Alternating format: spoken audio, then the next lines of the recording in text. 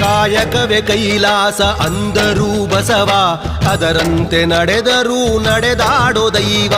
ಕಾಯಕವೇ ಕೈಲಾಸ ಅಂದರೂ ಬಸವ, ಅದರಂತೆ ನಡೆದರೂ ನಡೆದಾಡೋ ದೈವ.